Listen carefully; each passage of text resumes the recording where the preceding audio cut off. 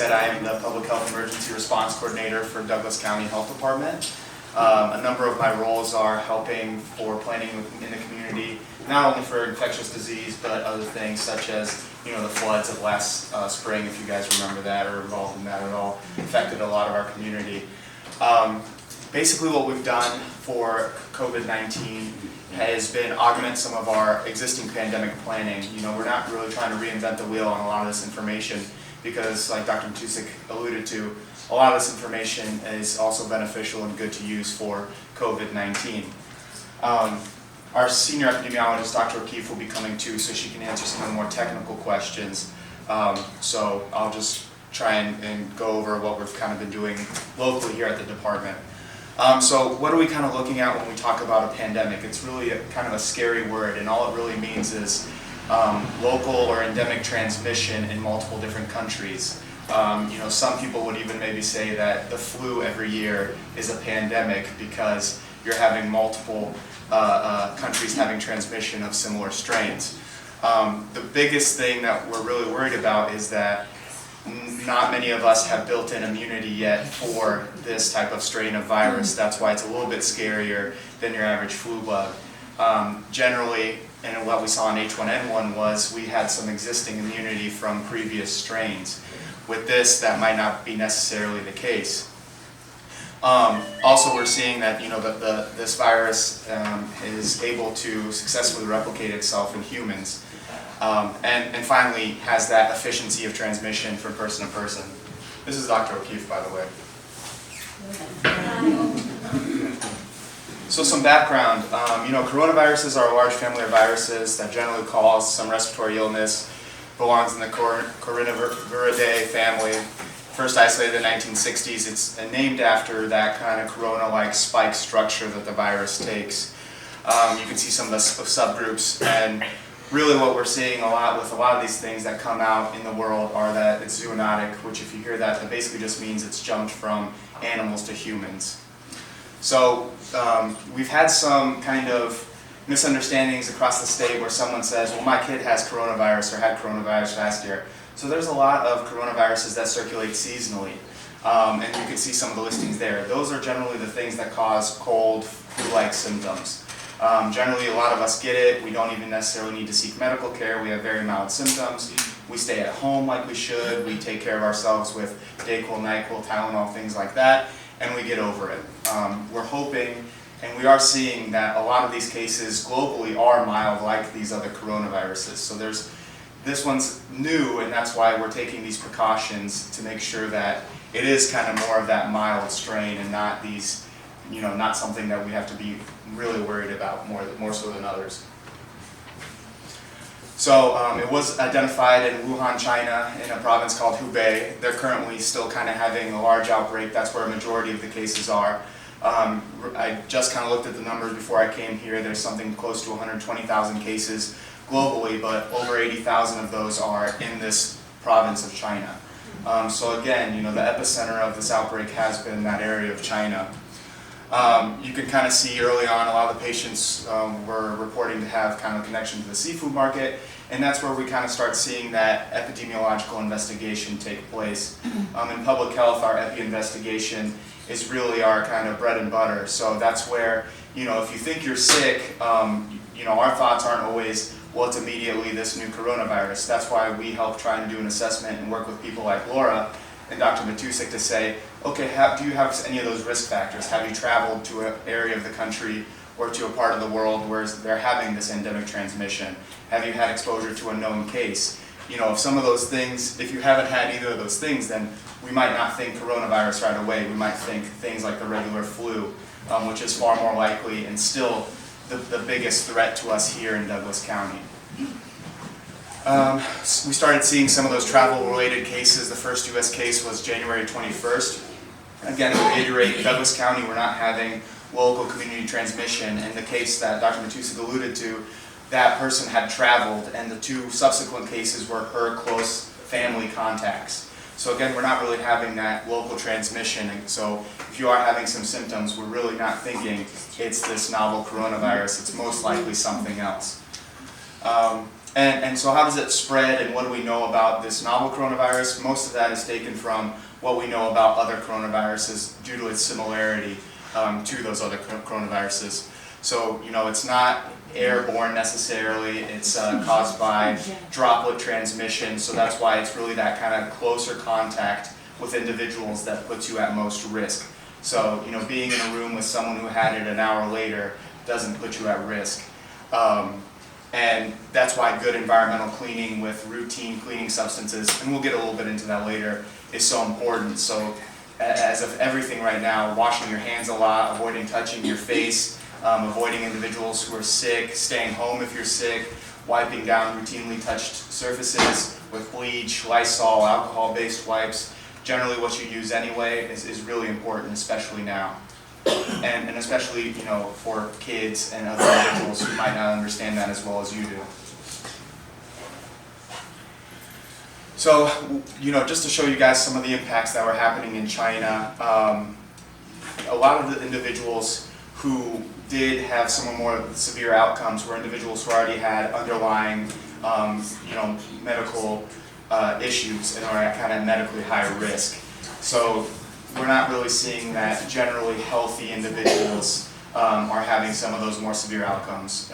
I looked at the numbers again today, and something that the media sometimes doesn't do a great job of explaining is that even though there are 100,000+ cases, there's 60,000+ cases of individuals who have gotten this and recovered with very little negative health outcomes. So they just kind of had some mild symptoms, they got over it after a number of days, and then they kind of went about their lives. So our current situation update as of today, we're currently monitoring over 300 individuals for symptoms. That kind of sounds scary, but we're taking an abundance of precaution with this. We want to prevent this from getting into the community, and so all these individuals had direct exposure to our confirmed case in Douglas County. Not all of these individuals have become symptomatic. In fact, most of them have not become symptomatic, but we're monitoring them for that 14-day period. 182 of those individuals, and this is all based off of risk factors and a risk assessment we've done, we're asking them to self-quarantine for 14 days. And again, contact us immediately if they do become sick or ill so that we can work with them to get tested and to work with their doctors for a care plan. A big thing and a question we've gotten a lot is, well, I know my daughter's friend is quarantined, are we at risk? No, as of right now, we're not monitoring contacts of contacts is what we call them, and we're not recommending that they self-monitor or self-quarantine. It would be like, if anything, if you got sick, stay home, contact your doctor, let them know. They'll probably, try and reassure you that it's most likely the flu, some of these other, respiratory viruses that we see every year, and to kind of take care of yourself. So what do we know about COVID-19 in our community? Community transmission will most likely occur. The thing with this type of disease is that so many people have mild symptoms or might not even know that they have it because of the symptoms being so mild that they're going to just go about their days. And it's unfortunate that, especially in some of the service sectors, that people don't have good work from home or sick leave policies. And that's why we really try and push, no matter what it is, if you're sick, to stay home. But if you're a food service worker or someone who works hourly and you can't afford to stay home, we're seeing these people who, even in bad flu years, still continue to go to school, still continue to go to work. And that's why we're working with employers, businesses, schools to really try and have them empower students, teachers, workers to let them stay home if they're sick, because that's how we're going to prevent this from getting into the community. Healthcare systems and providers will be taxed. We're already starting to see it. They're getting a lot of questions. They're getting a lot of requests for testing. We're still working. Most tests are still coming up through us until some of these other, more commercially available tests are out there. But we're really trying to limit those tests to individuals who are really at risk and who have the highest potential for exposure. As this goes on, testing will become more available. And so that the public will be able to get tested as that becomes available. And kind of as we have been seeing, generally those most at risk are older and who have underlying health problems.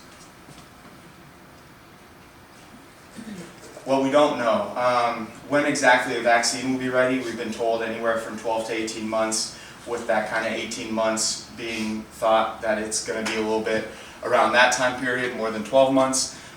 When the vaccine is out, the public health department will work to try and prioritize it to get it to those most at-risk groups. When will antiviral treatments be effective? So right now, even at Nebraska Medicine, and this is public knowledge, they are working on those clinical trials with some of those antiviral treatments. Again, with a virus, antibiotics are used for bacteria, antivirals are used for viruses, and generally they need to be administered within a few days of infection. So that's why it's really important that when those do get out, we are giving it to those people who need it most and who are kind of within that time period. How long is someone sick? That's kind of varied. We've kind of just seen that it can be a number of days to, up to a week plus. How bad will the spread be? We've kind of heard, 30 to 40% of individuals will get it, but again, 90-95% of people will have just very mild symptoms, probably not need to seek any sort of extensive medical care. So what are our responsibilities at the Douglas County Health Department, and what have we been doing? We're trying to help define some preparedness activities for not only clinics and providers like you guys, but employers, schools, daycares, long-term cares. We've been in contact with a number of different organizations just trying to provide the most updated guidance, and we appreciate you guys all bearing with us because this changes, if not daily, almost hourly sometimes. I just saw the CDC put out guidance specific to cruise ships, so some of these things are changing so rapidly. We've determined a response structure, and we're working with not only our local administrators at the county, at the state level, but also our big healthcare systems. And it's actually pretty great when you have these large healthcare systems who are in effect competitors against each other, working together for a common good and for a common goal. And it's really something that we should be proud of. And someone alluded, Dr. Matusiak alluded to having Nebraska Medicine here, so it's been really great having them as a leader in our healthcare community to help take off some of the burden of the health department. Describing and implementing some of those public health interventions, we'll go into what we call non-pharmaceutical interventions here in a little bit. But so how can we all do some little things day to day, like staying home when we're sick, practicing social distancing, washing our hands very well, a number of these things that we can all do to try and prevent that spread within the community. We're serving as a resource for our partners. You can always call us. Laura and I work very closely together. You guys can always call us if you have questions, concerns, and then trying to provide that subject matter expertise. I'm an expert in some of this planning stuff. Dr. O'Keefe's our expert epidemiologist, so we all work together within the health department to really leverage our strengths and see where everybody can help. So currently what we're doing in terms of the public health response, we're providing up-to-date information to our partners. We're monitoring returning travelers. So not only are we having individuals who are here in the community who are monitoring from those exposures, we're having a lot of people who travel and come back. And that's why if you've seen CDC recommendations, they're not recommending that people go to Italy, Japan, South Korea, especially if you're kind of in those risk groups. Had a lot of questions about people canceling vacations and things like that. All we can really do is provide recommendations and hope that we empower people to make the best decision for their own health and for their family. Investigating the potential cases, like I said, we've been working nearly around the clock all weekend, investigating all these contacts from these cases. Like I said, we've contacted nearly 300 people about this. Recommending these control measures, we've been putting people in quarantine, testing them. These are kind of the things that we have at our disposal. Approving testing, like I said, gathering data, that's huge for us in public health. And really all we can do is wait until better data comes out from the global response. And some has come out from China, which is where some of these numbers come from, where some of these effectiveness of interventions comes from. And then we're ready for mass vaccination if we need to, and if it's available here in the next 12 or 18 months. So some of our response priorities, we're trying to assure a coordinated and effective response with our medical community. Douglas County Health Department is not a healthcare provider, and we need to rely on our healthcare providers to obtain specimen to help with their own clients and patients, individuals who know you at a patient level, and then working with them. Early detection and surveillance, we've changed a number of our surveillance systems to help with COVID-19 and help track a lot of these cases. Disease investigation, containment, and control. Like I said, those are those kind of containment, quarantine measures that we've been implementing. Communicating our essential health information through things like the Health Alert Network. Distributing those antivirals and the vaccine once it's available. And then working with our environmental health safety partners to try and determine what does kill this on surfaces. And the EPA does have a pretty good list of disinfectants, but we've also been told that just routine cleaning with bleach and alcohol works as well. So just kind of going a little bit more into depth about what we're doing, we did implement our incident command structure. I know that a lot of organizations use that. We've been providing guidance and recommendation to our partners. Like I said, adapting our surveillance system, working on our monitoring, recommending community disease containment measures and strategies, and improving testing. So I've kind of talked about this. Something that we do have is we do have our information line. It's 402-444-3400. We've been taking a lot of questions, as you can imagine.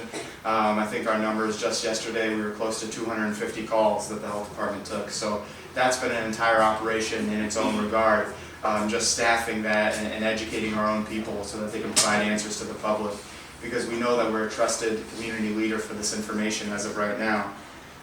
We did check a lot of our inventories, and we have helped provide some things like masks to our local healthcare partners that are specific to them.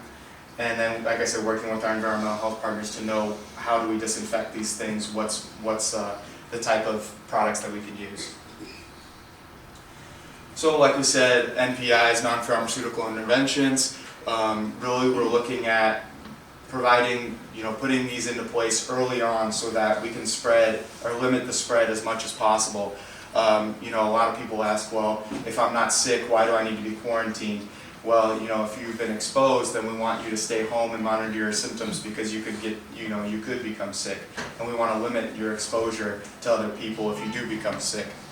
So some other things that we've talked about, and none of this has been implemented yet, but it is kind of a tool in our toolbox for our health director to make these decisions in conjunction with, state level subject matter experts and our administrators at a county and city level. But closing schools, canceling public gatherings, planning for those liberal work policies. Can you telework? Can you work from home? And then voluntary. Everybody so far has been great, and they've voluntarily quarantined themselves for 14 days, which we really appreciate. So again, when we talk about quarantine and isolation, quarantine are those who have been exposed but they haven't become sick yet. And then isolation is when you've become sick and we want you to stay at home. And again, this is nothing new. We tell people this every flu year. If you're sick, stay at home. And again, at the public health department, we want to choose those least restrictive options. That's why we're really appreciative of people who have gone into voluntary quarantine. We've had no issue with anyone so far. So why do NPIs work, and have we had any sort of historical evidence that they do work? So yes, we have. In 1918, when they had the Spanish flu pandemic, there was two cities that decided to take very different approaches: Philadelphia and St. Louis. So St. Louis decided to implement NPIs, or closing public events, shutting down theaters, things like that, having people stay at home very early on. And as you can see in that left graphic, they're the red line. They had much fewer cases overall, and their case fatality ratio, which is the right table, also shows that the people who did get sick had much less severe outcomes. So again, we're trying to kind of learn from the past and implement these things earlier on so that we can reduce the spread as much as possible. And just goes to show, you can see where they closed, and it was only for about 6 weeks. So a lot of these things that we install are temporary. It's not like you can't ever go out ever again. There are things that we're going to install, and then hopefully after the biggest risk time is gone or over, then we can lift some of these measures if and when we decide to implement them. And again, nothing has been implemented yet so far. so what can you do to stay healthy? And we try and drill this down again every flu year, covering your cough, washing hands. Again, washing your hands is always the best option. You should really use that alcohol-based hand sanitizer as an intermediary or when you don't have access to washing your hands. But washing your hands is always the best way. Staying home when you're sick, and there are a number of resources out there for individuals. And the thing that we try to drill down for families are, where are you going to get your information from? What are your trusted sources? If you do have to contact your doctor, do you guys have somewhat of a plan that if you do become sick, especially if you have underlying health issues? Laura kind of alluded to it. If you are sick, making sure that you call ahead before you just come in so that those healthcare providers can take the necessary precautions to protect themselves. This is going to be definitely a community type response. So like I said, remaining calm. As of right now, we don't have community spread within Douglas County or within Nebraska. That could potentially change, but being prepared, reviewing and updating your contacts, making sure your doctor has your up-to-date contact information. For healthcare providers, communicating with staff and clients about what your plans are. I saw you guys already have nice posters up on your doors. That's great. Those are definitely those measures that you want to take. And then, trying to protect your workforce and your families as much as possible. Staying home when sick, allowing employees, students to stay home when sick. This is kind of more for businesses, but kind of the same thing. We encourage businesses to have a pandemic flu plan, and really we're looking at what are those services that you need to maintain or that are essential for your clients, for the people that you serve. Absenteeism might become an issue if people are sick, if family members are sick, if kids are sick. People are going to end up staying home, so how can they ensure that they're going to still be able to stock the shelves and things like that? And we've been in contact with them. And then, kind of just creating those flexible policies that allow for individuals to stay home when sick. This is just, again, just some information for disinfecting and cleaning at home. You can use that bleach-based or alcohol-based cleaning solution, wiping down those frequently touched surfaces. If you're cleaning once a week, maybe start thinking about cleaning twice a week. And it's especially important if someone is sick at home, not even if they just have this, but in general from the flu. And then at work, we've sent out a lot of information to our business partners about what EPA approved disinfectants have been shown to work well for coronavirus. Here's my contact information as well, if anyone wants to contact me, or my counterpart Terry, who I know Laura works with frequently as well. Other than that, can I help answer any questions? I have Dr. O'Keefe here as well to answer any more technical questions you might have. I have a question. Yes, sir. I know the chairman, does the Ponca, the center, have a plan for the public? I mean, they mentioned Laura as the first contact, so one of us, we're all elders here. If one of us gets sick, do we call Laura then? Yeah. Let me give you a preference here. Just like we're a tribal nation, we have a lot of entities. We have a public health department, maybe not as robust as what we have in Douglas County, but Laura is one of several people. I would say if you're feeling sick right now, go ahead and call Laura or myself. We're kind of screening people to see what's the next step. If it's a routine office visit, come on in. But if you're coughing and stuff's coming up, you got a fever, give us a call. We've had a case yesterday where someone gave us a call and we called Douglas County and talked to Chad, one of their epidemiologists, to figure out what's the best place to go and what to do. This person luckily had flu, didn't have anything major, but again, if you call us, we can make those phone calls and protect you and protect everybody else. So like I said, the numbers are going out, Laura's number's out there. We can take those calls at any time. As for a plan, we have a full response plan just like they have an emergency response plan. Tori, help me out, Tori's last name, I can never get it right. Champlain is our emergency response manager. She's been working very closely with me and with Douglas County and the state to make sure everything is taken care of. Igor talked about travel ban. We have no intentions of putting in a travel ban for anybody right now. There are some tribes who have put in travel bans for the members. Last night at the tribal council, we didn't feel that was necessary at this point.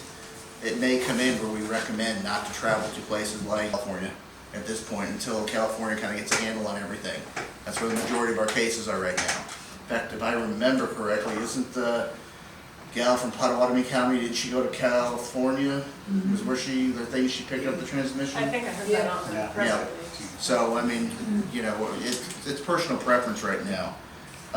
I can tell you, I've been in contact with South Dakota Health Department, Nebraska, as well as Iowa, because we have members in all 3 states. And Laura and I have been working very closely with all 3 states to make sure that that information is being transmitted accordingly. So yeah, we have a plan, we've implemented these plans. Like I said, we've been working with Douglas County for at least the last 4 weeks trying to ramp up and get everything ready to go, because we knew it was going to come, it's just a matter of time. I have a question. Yes, ma'am. If one of the elders gets sick, do you have enough tests to test all of us? Well, right now, we are not testing everyone. Testing is being based on your symptoms. But if somebody was down with the. Well, we're gonna wait and see what the folks over at the county health department, whether it's here in Douglas County, whether it's up in Norfolk, the Elkhorn Valley, or whether it's over in Lincoln, we're gonna go off of their recommendations. I talked to Quest yesterday, which is the only commercially available test, and they do not have enough tests to ramp up the entire country. They are selectively putting areas in, and Nebraska's not one of them yet. So I would say, Igor, you wanna jump in Yeah, sure, and Dr. Keep as much as you want. But, you know, all of our tests right now are being approved through, you know, the health department, and so it is really kind of risk-based and a case-by-case choice for testing right now. Can I just add to that a little bit? So if someone in any group were to come down with COVID, we would do an investigation in that case, and we would find out in great detail exactly where that person was and any kind of exposures they might have had. And we would work with anybody who would have been exposed to them and to monitor their symptoms, and if it was a high-risk exposure, maybe even ask them to self-quarantine. And so testing wouldn't really be the thing to do right then, because a negative test wouldn't really tell you anything, because it takes a while for the disease to incubate. It's anywhere from 2 days to 14 days. So you wouldn't automatically just test everyone. What we would really do is we would monitor everyone closely for symptoms for 14 days. Do you have a question too? What was your question? Oh. Your arm was up. Wow. Sorry. I don't know if you can answer me, but how many different strands are there of coronavirus? He had a really good slide on that. There were a lot of, there are Yeah, I several. believe Well, there's. the reason why I ask is because it looks like coronavirus has been around for a long time Yeah. over here, because the product Lysol, on the back of the can and the wipes, it says it kills human coronavirus. Right, because that's kind of a generic term for, like, Yeah. you know how influenza changes every year? Just slightly, but it's still called influenza. It's like a group of viruses, but there are various differences in strains that you have within that. So it's the same for coronavirus. Well, it could change, a few DNA pieces could change and then become another strain, and there are a lot of normal coronaviruses that have been around that cause the common cold, like in Igor's slide, and some of them are more recently discovered, and some of them have more recently come from animals. How did they detect it only quarantined for 14 days? Because all of the data that's coming out of this, there are a lot of people infected, and they've done a lot of clinical studies, and all of the cases were less than 14-day incubation period, and so that's why that's the maximum number. So after 14 days after you've been exposed to coronavirus, then and you're not sick, then you're not at risk for getting it. So, okay, so the question is, after 14 days, you guys do a blood test, saliva test, how does that work? No, it's just how the virus causes infection in your body.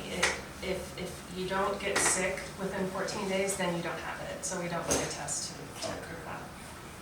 So is the COVID-19 a specific virus? It's a Is specific that why strain. it's called Yeah, COVID-19? it's a specific strain of coronavirus. And that's what they do the test for when they do the test? Yes, it's specific to that. Nothing else, just that one? Yeah, because now we can do DNA mapping on everything.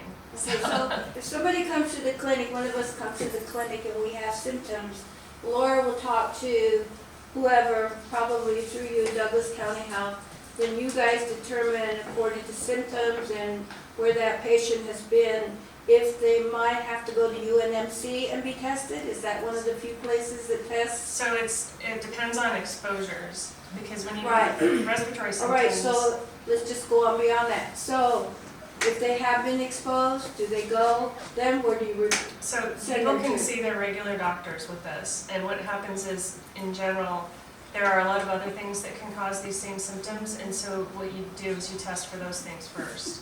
And if those tests are negative, then we might move to another one, but you don't have to go to UNMC to get it. They can take your specimen that you sent in, and that can go to UNMC, or now, as we've heard, there are other labs that are ramping up, so I think so laboratories. can they do that here at our clinic yet? Yes, we have the nasal swabs, like I said, the Okay. gentleman we had yesterday, we pulled a nasal swab for coronavirus as well as other respiratory viruses. Wound up coming back this morning as flu. Okay.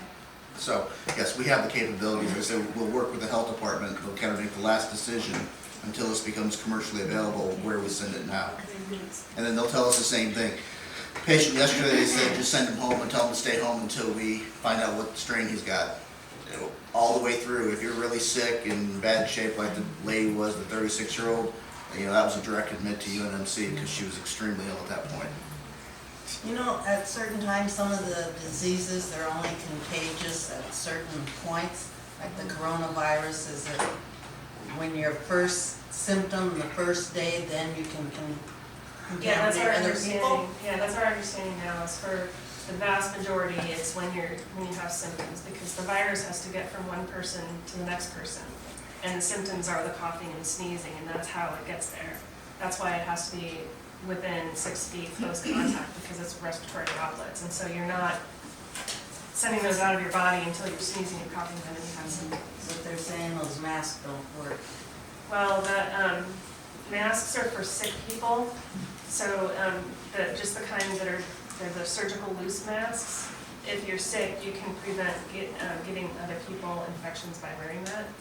But it's not designed to, just for out in the community to protect someone who's well. Because really, you touch your face more when you're wearing a mask, and it's just not as, it's more important that healthcare workers who are in close contact with sick people have those masks. And then if somebody can't stay away from someone if they're ill, for them to wear the mask to prevent them from spreading it. I know that a lot of people are getting kind of panicky because we get a lot of products from China. And they're Well, all luckily making the virus is very fragile outside of the body. They don't stay on.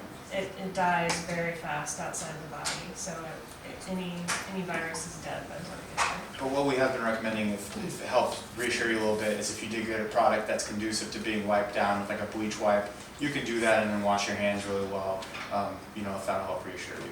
But it's not necessary. Could you be a carrier and not get the virus? We have not seen any evidence of that. Okay, so another thing that's being told to us is that, because we all touch the same things, like the button on the elevator, I'm sure everybody here is just about touch that button, or that pen that went around for us to all sign.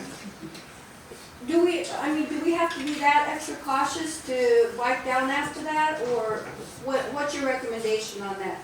As a healthcare facility here, I can tell you that we go through contamination a couple times a day, staff. I mean, we wipe this down, and that's normal for us. That's something. But should we, since we all touch that button, should we wipe down? Anytime washing your hands is a good thing.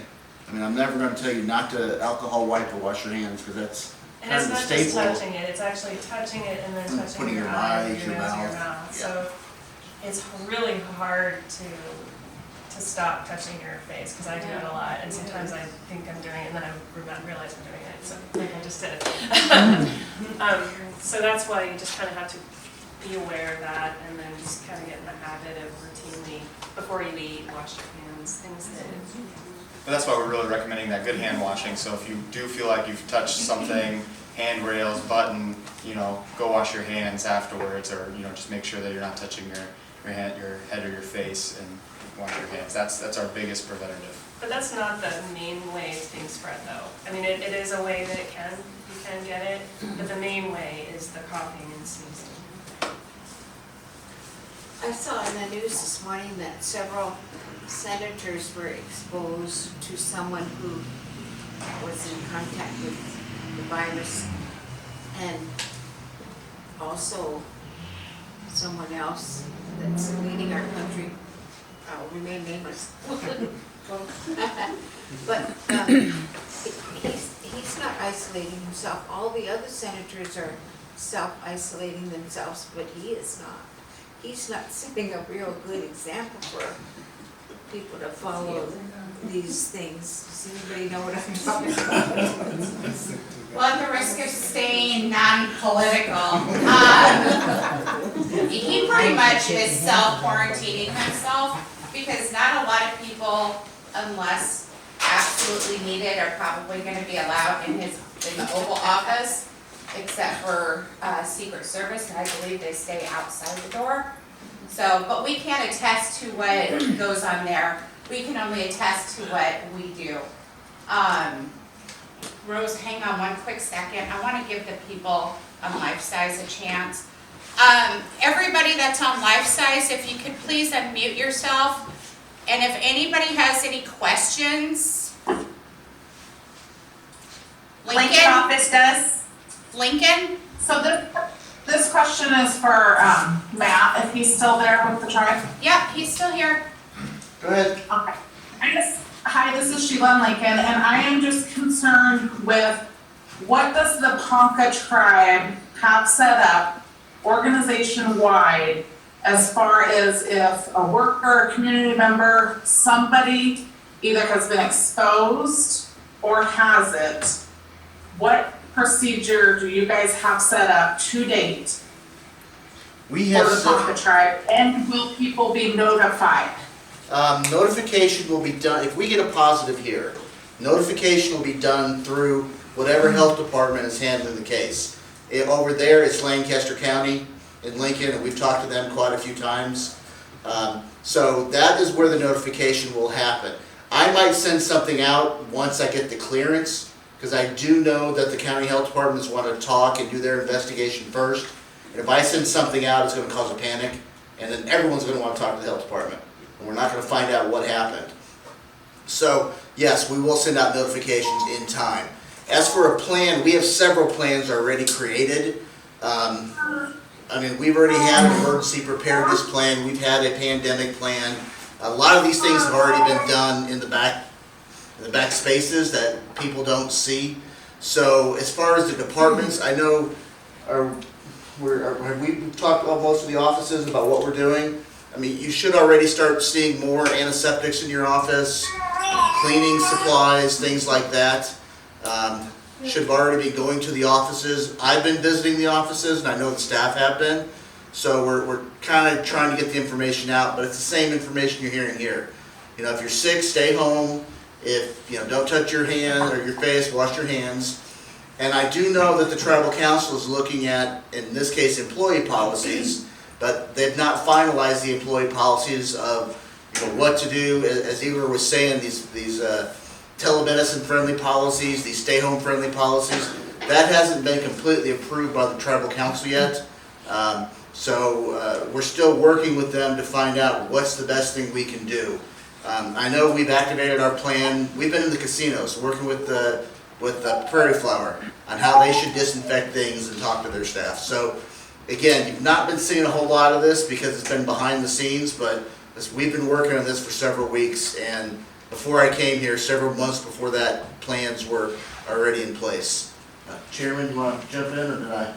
No, I think you covered it. I think one of the things that we want to make sure that everybody understands is if we have a positive case, like Dr. Matusiak said, we'll take do every precaution and every guidance that's been given down by the local county and the CDC and all those parameters that would be involved. We don't want to risk exposure to any of our people, any of our employees. And I've said this before, especially to our employees who show up every day and work through this. Those that are at the clinic see this firsthand, and you don't come to the clinic unless you're sick, right? And so there's always that level of exposure to our clinic employees. And so that's where things are first, obviously, but all of our office sites are important.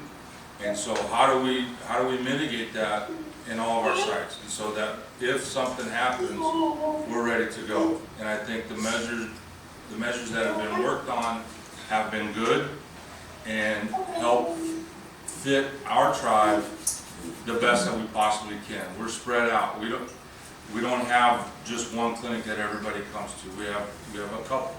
We have 5 office sites. And so we have duplication that we need to be aware of. And so there's concern, obviously, but I think the best thing that we can continue to do is follow the advice that's been given and take those measures in our people. You know, we got people that have already pushing back about signing in.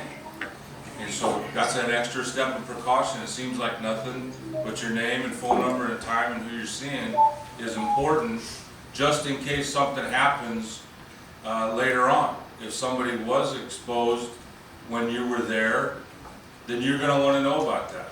And so that's a preventative measure. And so, you know, talking to elders that are here or maybe coming in, or anybody else, you know, those little things that people are inconvenienced with are still a protective measure.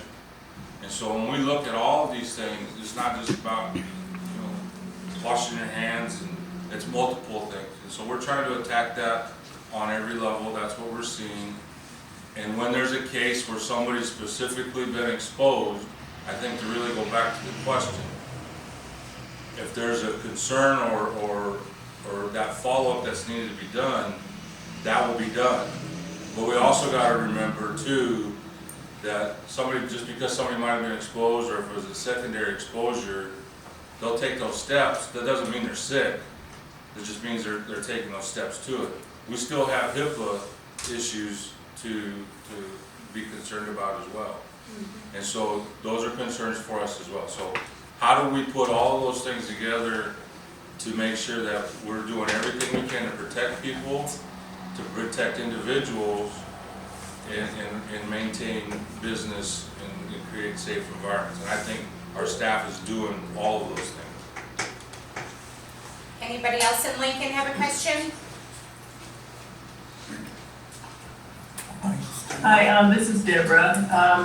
I'm checking, the university's talking about letting the students take classes from home. What about some of the staff? Can they work from home? Say if they had to be home, you know, you're gonna miss pay if you're gone for 2 weeks.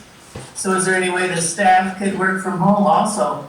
The tribal council, we took that up at yesterday's meeting. There's still some things we're trying to work through, but yes, we're looking at, again, those stay-at-home friendly policies, telemedicine, everything that Igor was talking about.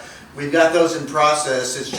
It's working its way through the policy procedure process to make sure that we do everything correctly. So is it ready today? No. Expect to see something probably the next week or so come out from HR on how these are going to work. Okay. Anybody else in Lincoln?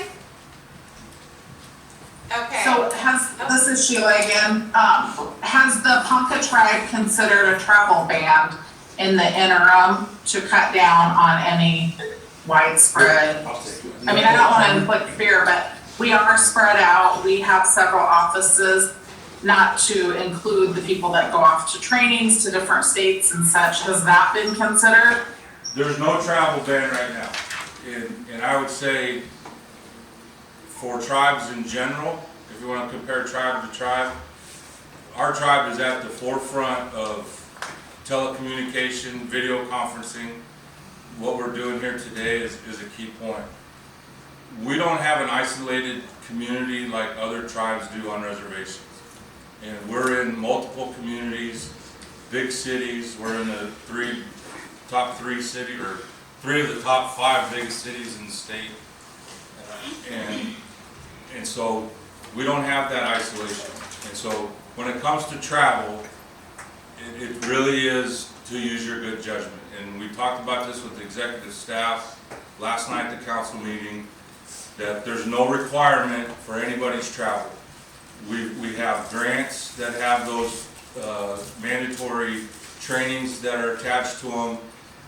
One was supposed to be held tomorrow in Niobrara, and that was canceled. And so I know staff has other meetings that or other travel that is out there. Nobody is making anybody go to any travel.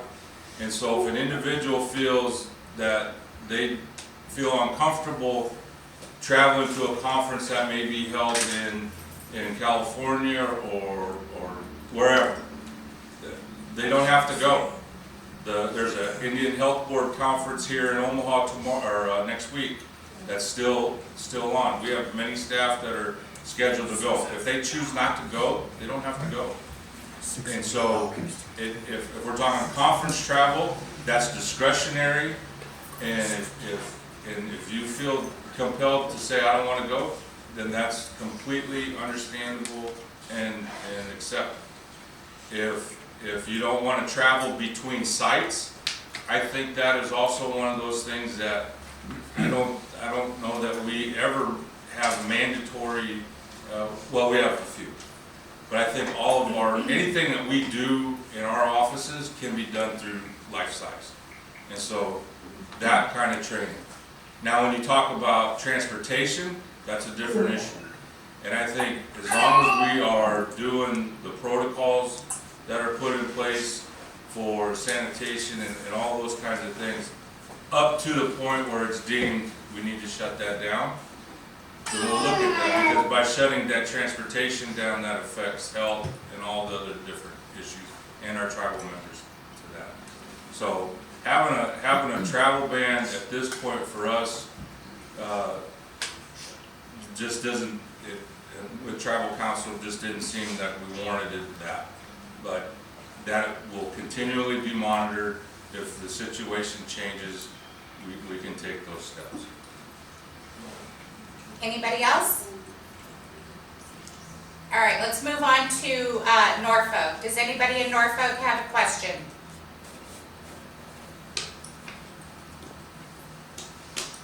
No. Okay, anybody in Niobrara? Going once, going twice? Okay, Sioux City, do you have any questions? This is Ricardo in Sioux City. I just wanted to follow up on that travel thing. So for employees that have out-of-state travel where there's, reported cases of the coronavirus, we can use our own discretion whether we travel to those sites, to those conferences or trainings that are out of state? Yes. Okay. And again, just to reiterate, we're not telling you to go anywhere that you don't wish to go. The conferences in and of themselves are a voluntary part of your position for training purposes. And if you feel uncomfortable, don't go. And there's plenty of CDC recommendations for travel, should you do that within the United States. Okay, thank you. Anybody have questions for the health department?